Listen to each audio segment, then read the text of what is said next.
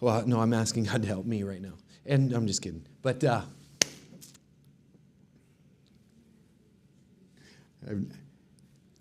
amen. Galatians 2:20 and 21. Sharice, I heard you practicing. Let's do it. I have been crucified with Christ, and I no longer live, but Christ lives in me. The life I live now in the body, I live by faith in the Son of God, who loved me and gave himself for me. But I do not set aside the grace of God, for if righteousness comes through the law, then Christ died for nothing. Galatians 2:20-21. I think I really, really like the last sentence. Yeah, I really do. Hold on one second.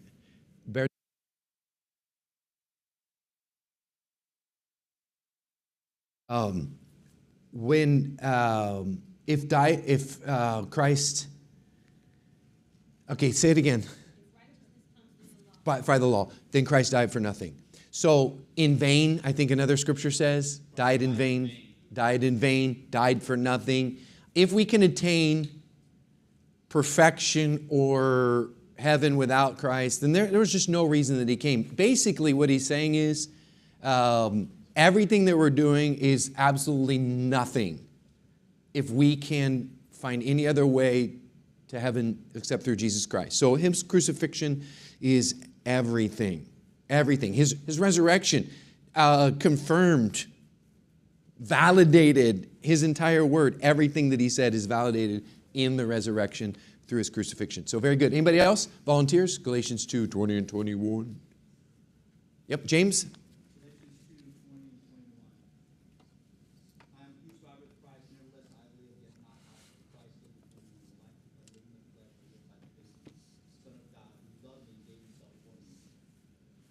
Very good. All right, Dimitri? Oh, you paused so long. Go ahead.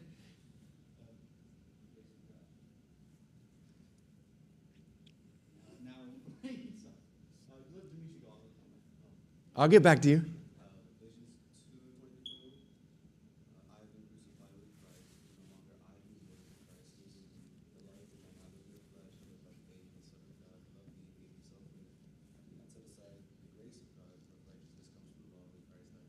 Okay, very good. James, go ahead. I do not frustrate the grace of God, for righteousness came by the law, then Christ is dead in me. Frustrate. That's a good one. Man, that is really good. Anybody else? May I have a different version as well? No? Pretty much the same. Okay, very good. Today, as we're digging wells give life, whatever. Without a well, you can't settle. There is no life. We can apply that directly to our church, our fellowship, what we believe, our principles are life-giving. If they get stopped up, we lose our purpose. We lose everything that we are. Hold on one second. We're going to fix this. You'll probably have to stand on something. That's good. That's good. Very good.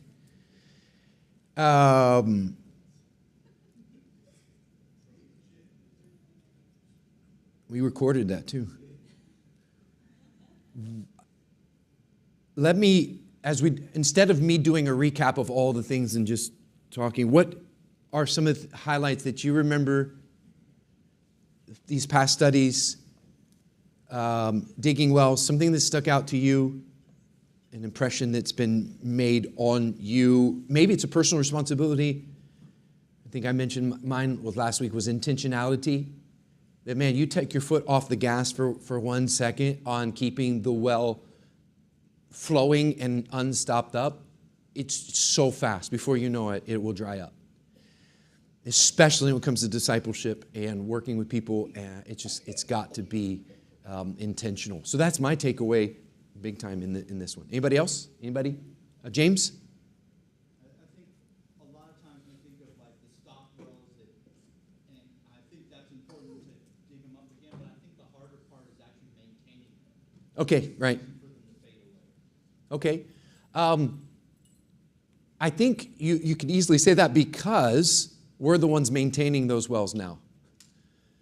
And it's a constant, it's not a one-time thing, it's a constant thing, whereas digging up the well would be one time and you're done, whereas maintaining it is over time and you get distracted with life. That's good. It can be monotonous.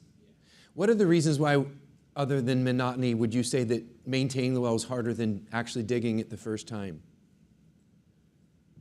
What are the pros and cons? What are the setbacks? Do you have any other ones, Naomi? Complacency. Yeah. Yeah, just get satisfied, be done with it. Very good. Khalif? I was going to say, as life is happening, we tend to neglect the well. Okay. Like, Yeah. Things are added, Distraction. and it's easy to just, I was even contemplating specifically the outreach well, and I remember when, and I hate to be that guy to back in the day, but even around the time me and Roman first got saved, he'll even testify. I mean, we were bringing carloads of dudes to church regularly, and it felt odd if you only had one guy. And no, seriously, there were witnesses. I mean, there was a time, and it was like that. Right. And that was kind of the culture, and it was a passion to really share Christ. And as life has happened, it's not like that anymore. I'll be honest. That's a well I've let become plugged. But this is kind of reminding me of that, kind of motivating me. Yeah. To, Okay, so what happened? just life. I mean, things happen. New jobs, even stuff like that that take your time. And I don't know. Either part of it is friends going away, stuff like that. I don't know. Life has happened, and I guess that's no real good excuse. Is the idea there? I think that's not an excuse, but it's reality. So I don't know. I'd like to get to the bottom of that. I'm beginning to scratch the surface, but that's something I really want to know. I think my intention just has to be back to what it was. Just to really see people. Khalif, here's how I look at it from a pastoral perspective. We could say, all right, the church just isn't outreaching and bringing people to church. We could say that, right? Or I could say, I haven't done my job to lead the church into that vision. I haven't led them to feel that importance. There's an edge that's missing as the leader of the church. Because ultimately, the direction of the church is given by the leadership and in the individual inspiration of people that want it. That's one possibility, okay? The other possibility is when I look at the whole church and I say, okay, the church isn't bringing people to church, then we would look at, and then I start to go through through my prayer list and looking at individuals as I'm discipling men. I'm always studying them. I'm thinking about where they are. I think where they are in their job, like you say, or where they are spiritually, where they are mentally. Maybe there's a crisis. Maybe where are they individually? And I think that really helps me understand, okay, this person is going through it, right? Or I've seen over years, maybe even new people, they don't go on outreach from the beginning, and that just becomes the way they are after that period of time. Culture dictates what is important and what is not. So we can look at it at an individual level, or we can look at it as a group level.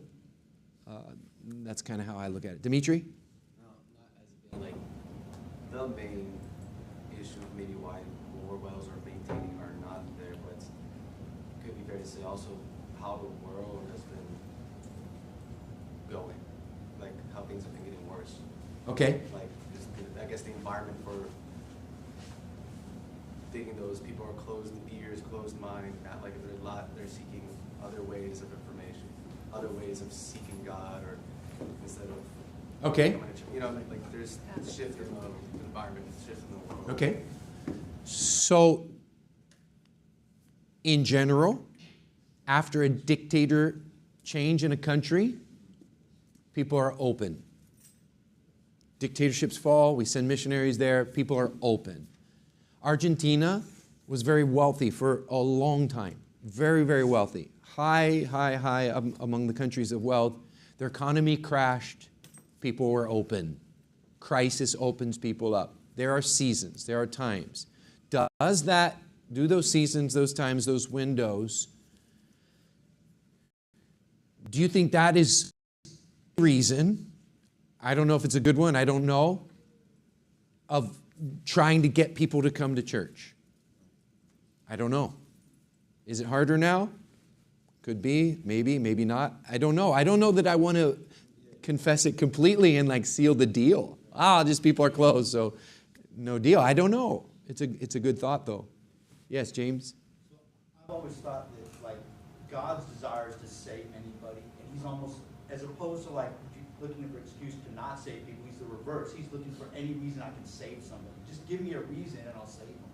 So I think God is always trying to save people, but it's up to us to have that faith and trust. And a lot of what happens is kind of like what Khalif is talking about. It was like the culture. It was organic. Like the word, when you say organic, it was just natural. You didn't even think about it. It was like a reflex. It just happened. You didn't have to plan it. You didn't have to schedule it. It's just the way it was. Let's break this down for a minute. And let's be very transparent and open for a moment. Jesus commissions us to win the lost and make disciples, to bring them in, to actively take care of them. A baby is born, you take care of that baby. That is one part of it. Our responsibility. Okay, let me ask you this. This is rhetorical. Don't answer out loud. Don't raise your hand. Did you actively try to bring somebody to church this morning? Did you call somebody? Did you make sure they're coming? Maybe you followed up on somebody that prayed, somebody that wasn't here for the past few weeks? Did you do that today? So that would be a determining factor, a factor, not the factor, a factor. There's another factor. Connie mentioned it last week. No one had to beg us to come to church. We wanted to. There was a desire. Did that desire, when they're born again, were they born again into a culture of on fire? Or were they born again into a culture of, right? So, how much is our responsibility? How much is God's? The farmer. He plants the seed, works the harvest all day long. Plants that seed, digs, cultivates the ground, digs the seed. The Bible says that he went to sleep. He didn't stay up all night worried. He didn't stand over the seed all night, watering it extra. He did his part. Now God's got to do his part. So I think that it would be the balance of, we got to make sure that this well is dug. It doesn't just stay automatically. I mean, and then after we've done our part, we've got to trust God. We've got to trust God with a revival. Roman? So just experience from 20-something years. What I've seen is like me impacting personally in Hawaii and then in general what I see myself and folks. So I think when I didn't have certain ministries, I was free to do more things like outreaching, fellowshipping with folks, and then also I didn't have a family, right? So being a single sailor, it was just awesome. I could do anything I wanted to for Christ, and I wanted to. And the biggest thing I remember out of all of it, and I think it goes back to the pyramid that you've shown before, is that first love of folks bringing you into their homes, loving on you, fellowshipping, hanging out, make you feel part of their family, and that won me. That won my brother, and that won everybody else that I've brought out too. So to me, it's just, I think, going back to the basics and just going back to the first love, and really focusing on that, and then that culture is there, and it'll just naturally, is what I saw. You know, my knee-jerk reaction to what you initially said, my knee-jerk reaction is, stop the insanity. We'll stop all ministry and just love people.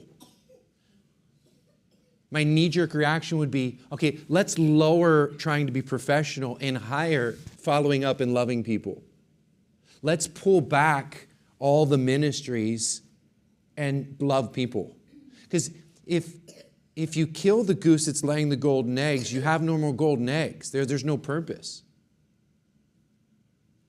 Like right now, I'm looking at the ministries in the church. I'm pulling back.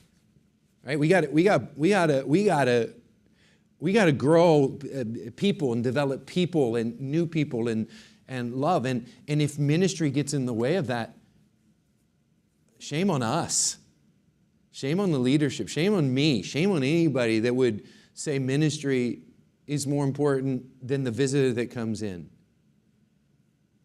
Right? We should be visitor-oriented to where it wasn't back in the day that professionalism got me saved. We were singing, angels bow before him, heaven and earth adore him. We were singing, they call us holy rollers, they're always making fun. When they get the Holy Ghost, they always speak in tongues. Ah, oh God. And I'm looking around, I'm like, this train is a clean train, this train, woo, woo. I was like, oh my gosh, I wanted to run and hide. And people were just getting saved. We would fellowship after every church service. Sunday, it was like an unwritten law. You're going to go to lunch with a new convert. You're coming, let's go. People at houses every night. And yet it wasn't professional at all. I remember Pastor Campo came to our mother church in Jacksonville, and he's a musician, he's a professional musician, the real deal professional musician. He heard our sound, and I could see him like almost holding his ears. And it was these old speakers on these stands, and there was nothing professional, and yet we had the biggest revival. Now we have $1 million equipment and empty seats. Like, what the heck happened? I don't know. Maybe. It's just a thought. It's just a thought. Yes. I love the equipment, though. Yeah. So I don't think sure, whatever, equipment-wise, but I think the focus, right? Sometimes I've seen, like, in comparison, what I've seen is you had, back in the day, you might have good equipment.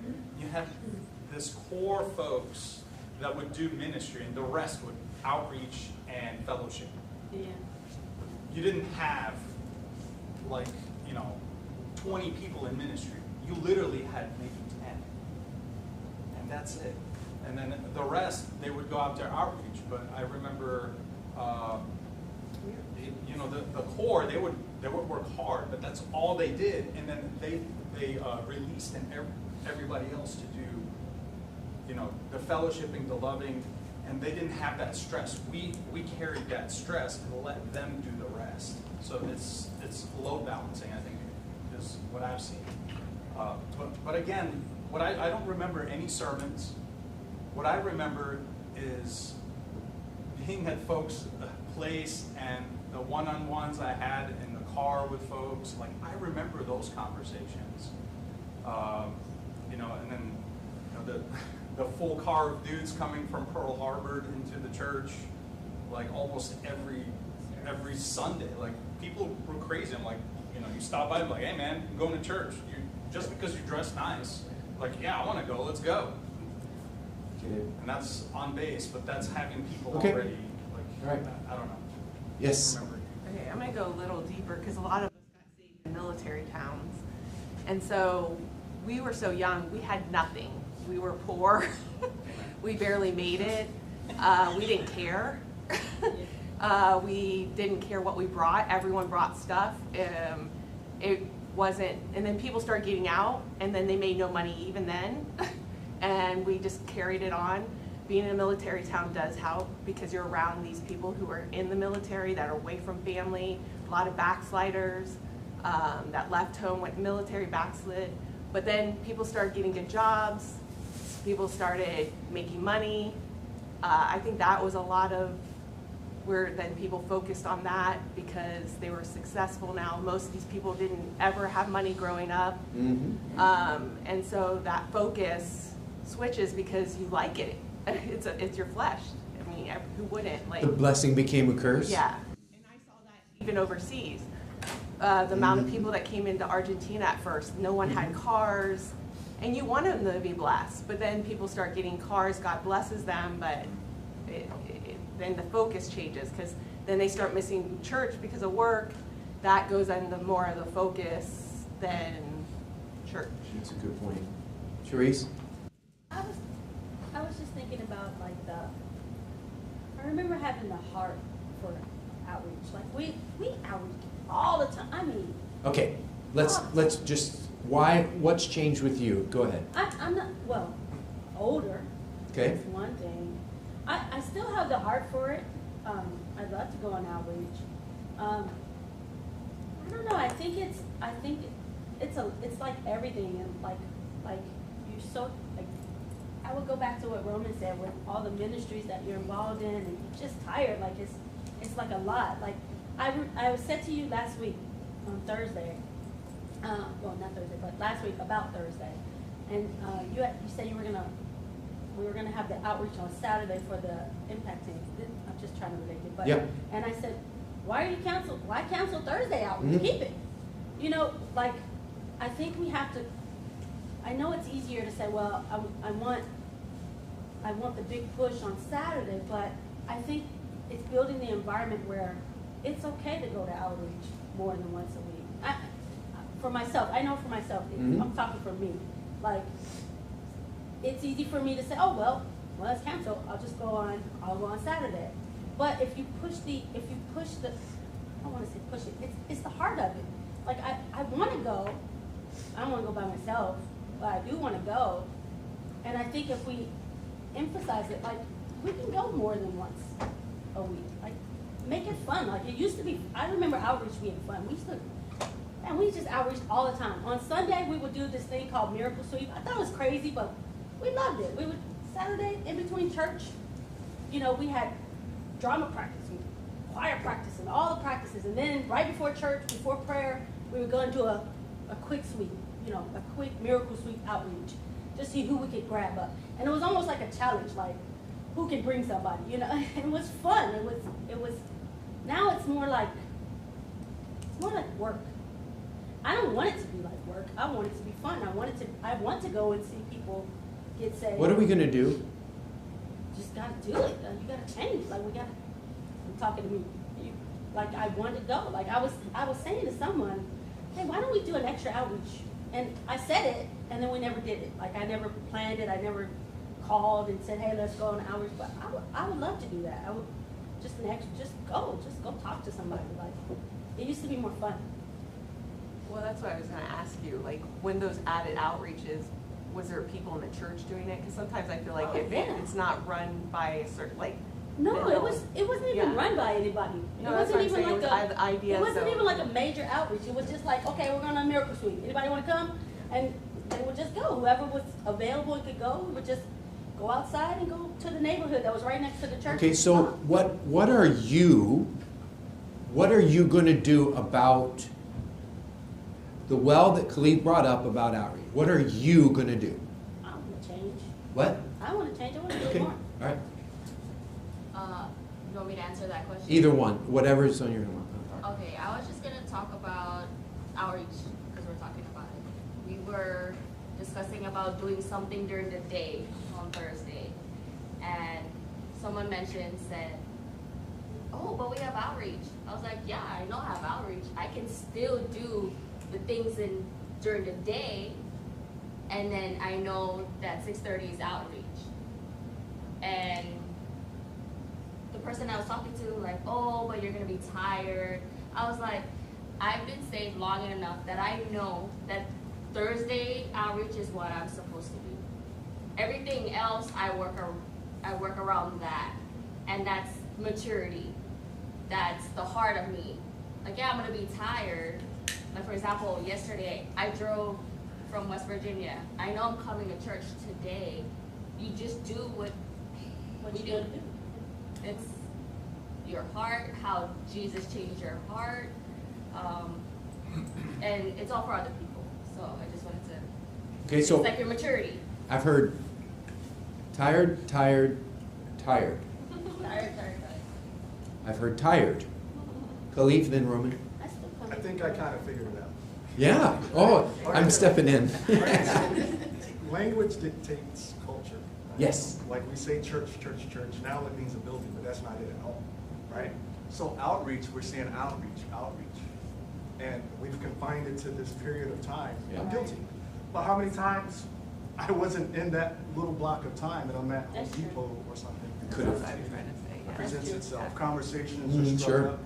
You know, I think I have to change my heart to a mindset of just being willing to witness.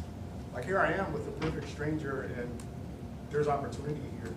Why can't I just, right here, here's what it's naturally happening and I'm not taking advantage of it. Why not? Oh, I'm gonna wait until Nice. Thursday. And I think the issue is it has to be something that is in us. Priority. We wanna do for that reason. We wanna see them come to the knowledge of Christ and be transformed. I think that has to, so witness, right? But now we can call it a thing. We can call it a thing. And now that thing slowly changes and becomes something else, right? It's outreach, right? I don't know. So outreach is not a program, it's a heart condition. Roman, then Zach. I think on the tired part, so. I'm tired. Always tired. Honestly, like for me, Sunday I have to get up earlier than I do for work, right? So that kind of like, I have to fight my own flesh for that one. But initially when we came here, I think we had, was church at 11. So the time just kept getting earlier and earlier and earlier. And I don't know the impact on everybody else, but for me, it just got harder and harder. Mm-hmm. So I do remember when we did come from Hawaii to here, and it went from, there like maybe an hour. I think we were having church at like 8 in the morning, and I was like, oh, this is crazy. And here it went to 11. I was like, whoa, that's a huge difference. Like I'm, getting out, making sure family's ready, good to go, and go to church. It was awesome. So I did like it a little bit later, but it's just me. It's just me being selfish. I don't know how that impacts everybody. So that's. We had prayer before Sunday school my whole life.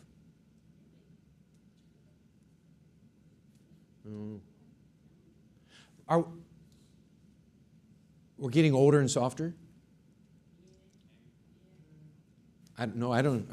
Don't throw stones at me yet. We're in this together. We're talking together. This is an open, transparent conversation that needs to happen because this is wells. This is our well. This is one of them. Zach, then T. So, I had to say something. All right, nice and loud for everybody. So this is something I texted you the other day when Okay. it came to failing to memorize the verses. And Okay, all right. And I mentioned my dad, who's always telling me that it's important to me. One, I would remember to do it, and then two, I would make time to do it.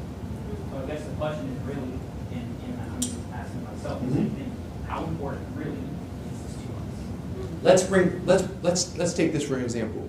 Okay? I am not naturally organized and not naturally disciplined. I'm not. I have to work hard at being organized. I have to work hard at staying focused on my calendar, focused on my time blocks, focused on my routine. I have to work at it. My goal is I read one book a week. I'm behind on the book I'm in right now because of life, because of different things, but I could be more disciplined in that area. I could be. And I look at myself and I say, all right, Is what I'm doing important? Is what I'm doing accomplishing any goal in life? I try to do that all the time. Could it be another factor is that we don't make that a priority, according to Zach? Yeah? And I remember growing up, like you said, like Sunday morning at 9 o'clock we had prayer, 9:45 was Sunday school, and then 11 o'clock was service, and we had prayer. Yeah, it was weird. And I came here to the east, and we didn't have prayer before Sunday morning service. Right? Yes, Tita? I feel like the challenge has always been passing on the digging wells to the ones that are coming after us. Okay. Like everybody keeps saying, I'm tired. Once you create your family and you have children and whatnot, that doesn't stop you from digging wells and from doing. But the newer generation,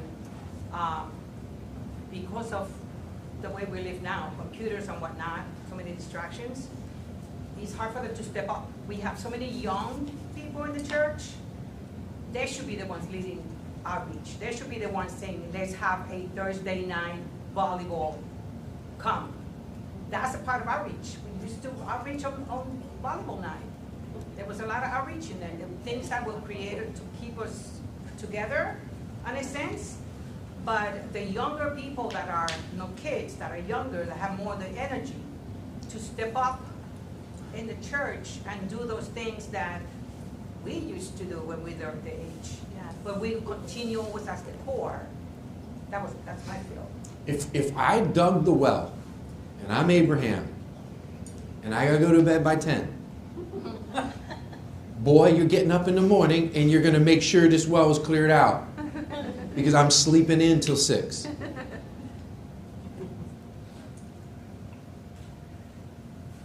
Where's the next generation, right? Now, we can say, this generation's horrible, and this generation's lazy, and this generation. They are on their phones, mostly.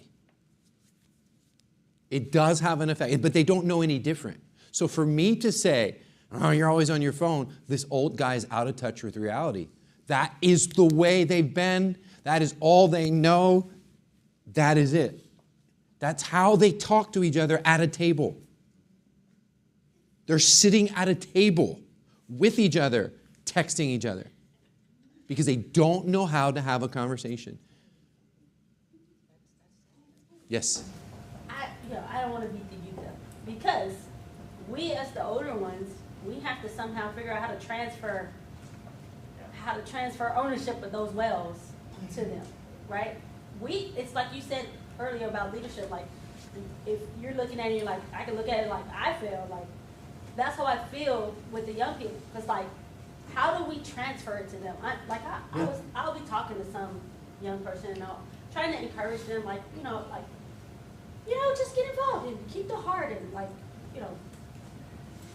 enjoy it and be happy to do. Like, you got to transfer that to them, because they are it's so easy to get distracted by the things that's going on your phone and Instagram and your friends and having fun, which if I was young, I liked having fun when I was young. But we had fun, the older people helped us have fun Christ's way. In the things of God. In the things of God. And so we have to do that. Alice, and then Connie, and then No, that's Roman. why I was asking you if people naturally did it. That's why I said the next generation. I was going to say exactly what she said. When we go on outreach, they see us still going on outreach 33 years, 34 years later, but they have to catch it themselves, and that's the youth. The youth are the ones that should be, like they were saying, going out and saying the extra, because they do have the more energy. They don't need sleep, but they already don't live on sleep, even if it wasn't church things. So they're already doing things that aren't church things, that are not. Let me add to this about getting older. So when you're young, picture a treadmill at the gym. When you're young, you're running on decline. It's so fast. Right? When you get to about 40, it's level. Every day after 40, that thing's moving like this. Okay? So as it's increasing, As it's increasing, you have to have more effort and more effort. So I have to stay cutting edge. I am not going to get fat and lazy. I am not going to lower my energy. I am not going to eat stinking processed garbage. This affects your mood. When I eat bad, I don't handle stress as well as it was when I'm eating good. I have to sleep. I have to get good sleep. I have to be hydrated because of the incline. Younger, you can overcome it. But if we're tired and lethargic and we have no energy for the things of God, and then people come in and they see tired, lethargic, old people that can't even walk on a treadmill, where's the excitement going to be? Where? Yeah, but I think, Pastor, I'm sorry. We are, a lot of us out here, this incline. But that's not changing. We're not talking about getting older and tired. We're talking about the younger, all of these younger. Taking responsibility. To step up, yes. Yes. Okay, good. That's what I'm talking about. I mean, a lot of us. If we die without passing this well on, our church, I'm not going to talk about the world. I'm not going to talk about other fellowship churches. I'm going to talk about Stafford. Every one of us is having birthdays. There is a chance that we get old and 50 people in the church forever. There's a chance. There's a chance. There's a chance. Connie, Roman, and then Naomi. Okay, I just wanted to say I've been in so many different churches. Pioneer, huge church, another Pioneer, Yep. Mid, and every single time I'm in the church, dynamics different. Mm-hmm. And one of the things, because we are supposed to be talking about male leadership, right? Mm-hmm. I have 5 minutes for a whole study. Okay, so going back to male leadership, I was a single parent. I thought of myself as an independent woman. I can do whatever any man can do. But when I came into the church, male leadership obviously was talked about. It's important. And I actually agree with that because as a woman, I don't want to do all the things. Like there are some things that, screw a cabinet. I don't want to do that. It's something as simple as that. But it's like overload in my brain, work, children, finances, all of that. I don't want to do that stuff. So coming into the different types of church, different male leadership, I think the inspiration that a pastor or even a outreach leader is on that male leadership. Because I'm like, okay, if us women, when we're tired, we're going to be like, okay, we're done.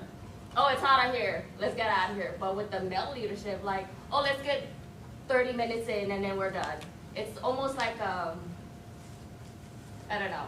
Okay, I'm going to answer, I'm going to say it for you. Okay. You ready? Man up. Amen.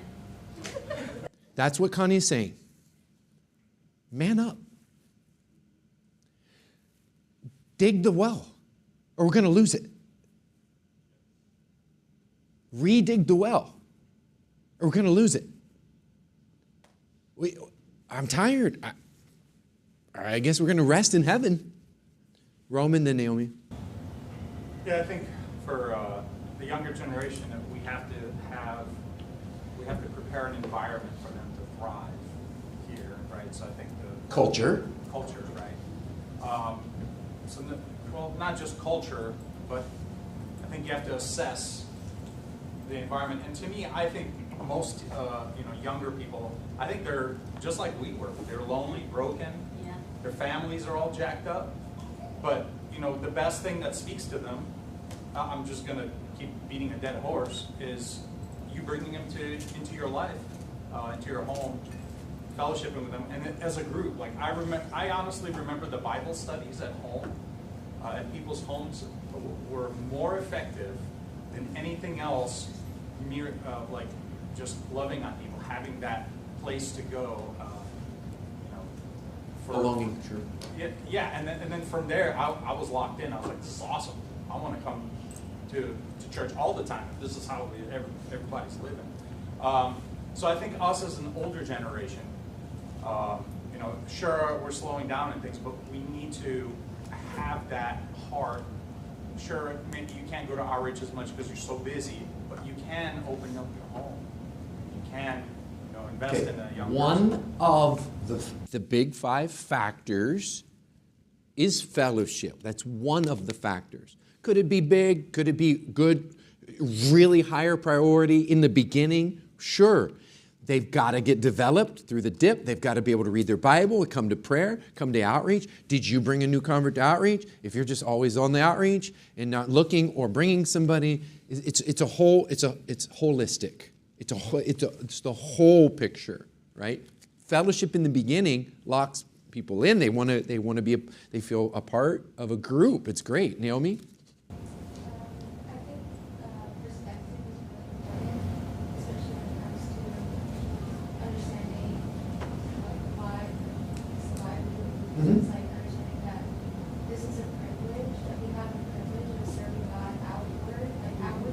Okay. Whereas like other countries, they don't have that. They don't have the opportunity to do the things that we Yeah. have. And like being grateful for the opportunity that we have to be able to go to other countries or go out and just preach the gospel and Yes. not get arrested or murdered or anything like that. Like that's, I think perspective is like one of the big key factors, especially in my life. Like seeing the way and reading books on other countries and what they have to go through. They have underground churches because they can't have churches outwardly. Like we had a pastor in China, and they were constantly watched by the government. And so it was so having perspective. It's really good. Yeah. It goes along with what I'm preaching this morning. There was another hand. Bernice. I have a thought of just in the early years when it was like the 20-year-olds were all, the young 20s, 19s, teens were the ones that were constantly bringing people in. But there were the linchpins, I call them the linchpins, I don't even know if that's really the word. Yeah. There were just a few of the older saints that they kind of spearheaded and fostered the energy, the excitement, the bringing together of all of the young people, and it just seemed like I can see clearly a few key people that they just had that even as older saints, and because they did, and it was all the young people just constantly just being fruitful, but there was those linchpins that kind of was like, this is, I don't know, they just had that way to bring everyone together, and everybody was in it, and it wasn't like everybody was on their own motivating themselves, but because there was these few people that did, it kind of became that, like it Sure. kind of came a Do you think, before we leave and before we leave and I think about this Sunday school that we skipped, do you think that this conversation is fruitful? Brian? Well, I think it is because you get to hear everyone's point of view. You get to work with what people's different characteristics, personalities, lifestyles. It's from all different kinds. Yes. How do you keep the passion? How do you teach passion? How do you make it natural? Mm-hmm. How do you know if it comes from the heart or just like something like it's a routine? Okay. Like how do you feed that to the people? Because once you feed it, it just trickles down to everybody else. It becomes more of something they want to do, something natural, something more passionate. So I think it is helpful that everyone opens up, because you get to hear not just my point of view, but someone else's point of view. Maybe someone that doesn't speak up normally, his point of view. So it's good. Because this format, where else do we do this?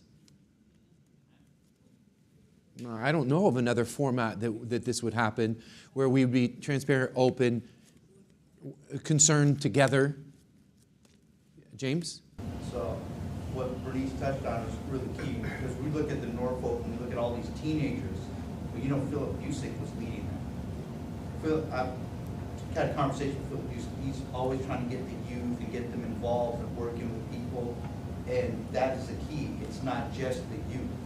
Yeah. Somebody's leading that effort. Someone's involved with it in the background. You may not realize it, but he's the one arranging things and involved with it. And obviously, the youth are on board and they're motivating each other as well. Lots of factors, aren't there? I think it comes down to personal responsibility.